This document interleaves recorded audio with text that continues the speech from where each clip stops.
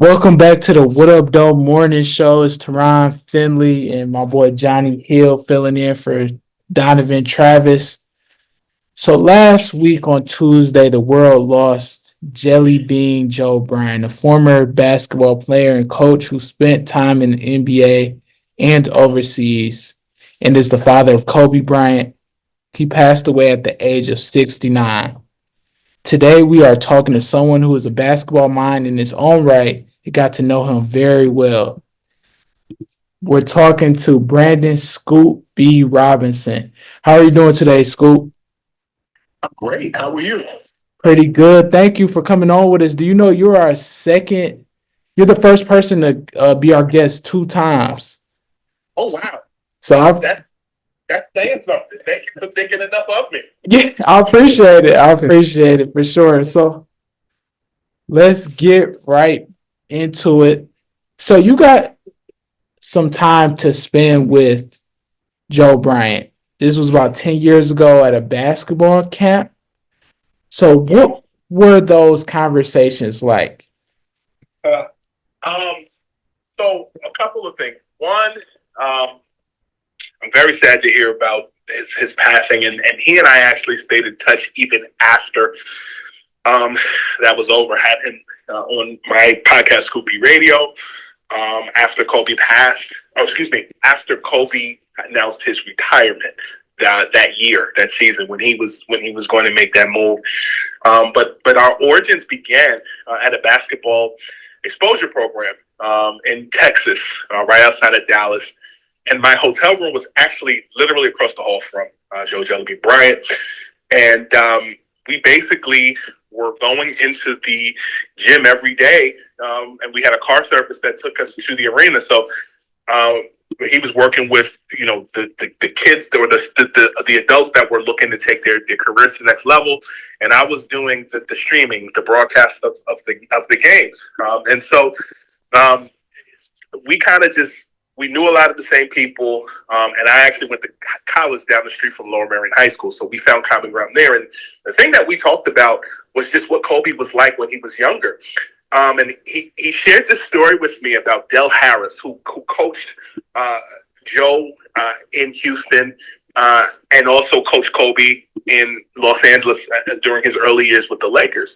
And so Joe told me this story about how he flew into LA and spent some time with the team and with Kobe, and how he walked into practice as it was getting ready to end. And I guess Kobe was kind of getting on his nerves a little bit.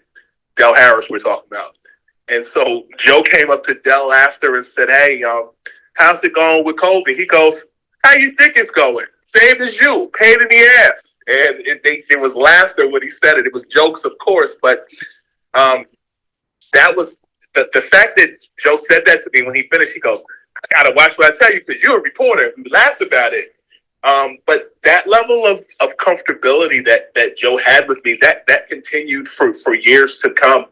And I think the thing about Joe that I really appreciated was his candor, as well as his love for the game and his connectivity to the game still to this day. And he introduced me to a lot of people within his family. I have a good relationship with Sharia. I have a good relationship with Sharia's son, who I had on the podcast back in the fall, who was a two-sport athlete out in Vegas. So, he's definitely opened some doors for me, and I'm appreciative. So you mentioned that he stayed connected to the game, and one of the things that you mentioned in your tweet was he talked about the European game, of course, with him, playing overseas in Italy, things like that. So Mm-hmm. did he see this European takeover coming? Yeah, it's funny you mentioned that because we actually talked about that um, on Scoopy Radio, where he talked about where he saw the game going. I'm trying to. He said that he actually said to me that he felt that Andrew Wiggins could be the next great baller. He felt as though, and this was again when Wiggins was in Minnesota. He told me that he felt that Andrew Wiggins had the chance to be special. You look at the size of the frame and those things. Wiggins has the chance to be special because he doesn't see anyone else that could fit that mold. And so he in that conversation of Wiggins, um, his thought process was more along the lines of small ball, um, and just the way the frame of the player and more and how he felt that Wiggins could be the next Kobe or the next MJ. I That didn't really happen that way. But as far as him being the next MJ or Kobe, but he did team up with Steph Curry and Draymond Green and others to win a championship. But the direct quote that he had about Andrew Wiggins, to give it some context, was he said, "Michael was Michael, Michael was special. Kobe is Kobe, Kobe was special. You're not going to find too many players with a similar body, similar height. Kobe grew up watching Michael. We had to." We had to overseas. We didn't have all those internet stuff that you have now. We had this film company called Pontel that you used to deliver VHS tapes to us. We used to share them throughout the Americas overseas, and we used to catch all the games. Sure, they were 2 or 3 weeks old, but for us, it was new. Kobe had a chance to watch Chicago, Detroit, all those series that were so great. Michael is great. Kobe is great. I don't see anyone else who compares to Michael or to Kobe. I think the kid in Minnesota has a chance to be special. Wiggins. You talk about the size, frame, and those kinds of things. Wiggins has the chance to be special because really I don't see anyone else. I don't think there will be another Kobe or Michael. We talked about the overseas game. We talked about the exposure or the fact that there were VHS tapes that were 2 or 3 weeks old before they got their hands on them, showed the hunger that they had for American basketball. And now it's the reverse, where the Europeans have learned so much about the American game and made it their own. I think that the way we're playing American basketball now resembles the way that there's positionless basketball overseas, which is why you have a Jokic, which is why you have Luka Doncic, and Arvydas Sabonis was the precursor for a Jokic. So there's a lot there.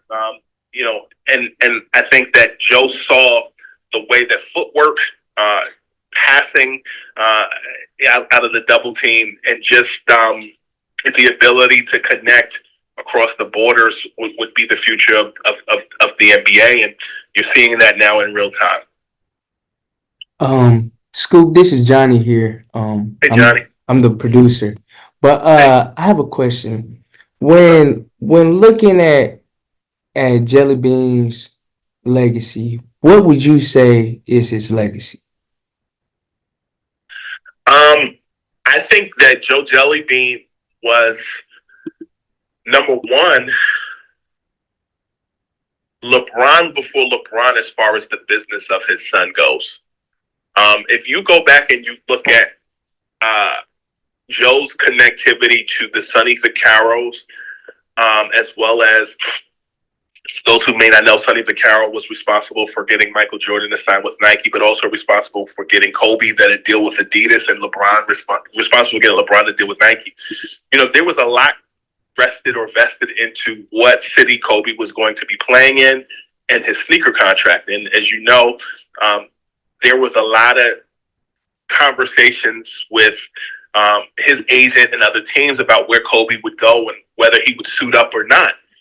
Some of the same things that you're seeing with, or you saw with Bronny James ultimately going to the Lakers, and the business side of what his agent Rich Paul was doing, were some of the things that were the interworkings of what Jelly Bean and his agent, meaning Kobe's agent, and what Kobe were doing. The New Jersey Nets almost became a suitor for Kobe in the draft, and I believe that Jelly put Kobe in the right situations because of his relationships and his experiences, even dating back to when, Jelly played for the Philadelphia 76ers and had Kobe in the locker room, with the Dr. J's and the visiting locker room with, Magic Johnson and more. I think he put his son in a good position, and I think the world became knowledgeable about Kobe because of the positions that his father put him in. And I also think that his footwork and some of the things glimpses of things that you saw with Kobe are as of a direct result of his father putting him in those positions. Unfortunately, their relationship kind of diminished a lot, and people focused on that a lot. But, those things do happen. I think that Kobe and his dad were the precursors to the Steph Curry and the Del Currys. LeBron and Bronny, Klay Thompson and his dad as well. And I think that ultimately for him, he set the foundation for years to come in the next generation. His grandson, who's doing his thing in the high school ranks and has his pick of the litter with different colleges suiting him. So I think that he was the architect for the Bryant and the Washington family that you see now making rounds in sports. Right. So another thing that interests me, Scoop, we only have two more questions or a few more questions left. So another thing that interests me was Joe Bryant was one of the first people that I've noticed to really take a huge interest in the WNBA game before, it's blowing up how it is now. So did he talk to you about why he was so interested in the game? I know he also has another granddaughter, rest in peace, Gigi, but his youngest granddaughter is also looks like she's pursuing basketball after practicing with Candace Parker. So did he ever tell you why he was so fascinated in, you know, being part of a WNBA team first as an assistant coach, then as a head coach, and then returning? So what did he see in the WNBA game? To a degree, yeah, we did talk about that at length. His interest in basketball was just basketball. He never looked at it as the women's game versus the men's game, and has shared with me, that I just love basketball. I don't care if it's, two grade school kids outside playing. If I can inject my impact to the game, I'll do that. And so I think that is something we discussed.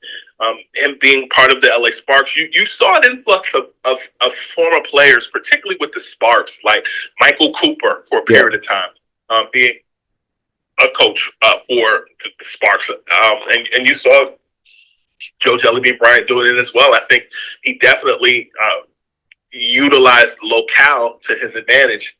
His son playing for the Lakers, and then the Sparks reaching out to him to be a head coach. He got the work in, and he did what he needed to do in that regard. So, I think that he very strategically made things happen for himself and his family, and being in that position. And I'll also add, he was one of the first that I know of I guess you could say black players or of black wealth who made that move to Nevada before it became cool to be in Vegas now. You did see later on, like DeMarcus Cousins and Gary Payton and other guys make that move to Nevada. But, the Bryants were in Nevada before it became fashionably popular to do so. And I really feel like, that whole Vegas crew of figureheads within Vegas, got to know him, and he really had his imprint in that whole Las Vegas market before it became cool to be there, and before Super Bowls and Usher had his residency. Like I think they were ahead of the curve there. Right, yeah, he was part of the Las Vegas Rattlers I seen earlier, ABA team. So, yeah, Johnny, you had another question for him? Oh yeah, Brandon, when you thinking about Joe Jellybean, man, me and Twan, it was before our era, man. We didn't get a chance to see him play. But if there could be a player comparison for him in today's modern game, who would you compare him to? I don't. I like you did not watch him. I've watched videos of him, and I happen to have a good relationship with Jelly. But I kind of looked at Jelly as a basketball historian and just a wealth of knowledge, and not just Kobe's dad. But I've seen videos of him dunking on people. I've seen his footwork. I've been on the court with Jelly and took some shots with him. But I can't really think of anybody. I think naturally, if I had to kind of spitball something, I would think of. I think he was ahead of the curve because I look at guys like Bob McAdoo, just the tall frame. I think Jelly was about 6'9". I think that the Bob McAdoo comparison would likely make sense. But yeah, that's what I can think of off the top of my head. Right. That makes a lot of sense. And I just want to close it out saying this. Um, what was your last conversation you had with them? Like, what was that like? If you can share it with us. The last conversation, I was looking at my text message exchange. I wished him a happy belated birthday in October in the fall. I said happy belated, and he said, "Thank you, my friend, my brother. Hope you're doing good." And I said, "My pleasure, man. I am blessed and so glad to hear from you. It's been years. Stay encouraged." I kind of left him alone, after the whole Kobe, the untimely passing of his death happened. But I was having conversations with his son-in-law, as well as his here and there with his daughter, and have developed a good rapport with his grandson. And so, again, him making those introductions to me for me are still being a blessing today, and I'm thankful for that. He does not do a lot of interviews. He does not communicate or did not communicate a lot with media, but he looked past my position and what I did, and I'm forever thankful for that. A relationship 10 years ago that has still opened doors for me 10 years later. Right. And you're very lucky to have known him and, get to share his story and stuff like that. But that was Brandon Scoopy Robinson. Thanks so much for the phone call. Thank you for talking about legacy of Joe Jellybean Bryant and what he meant to, the basketball world. Thanks so much for that, Scoop. Thank you, my brother.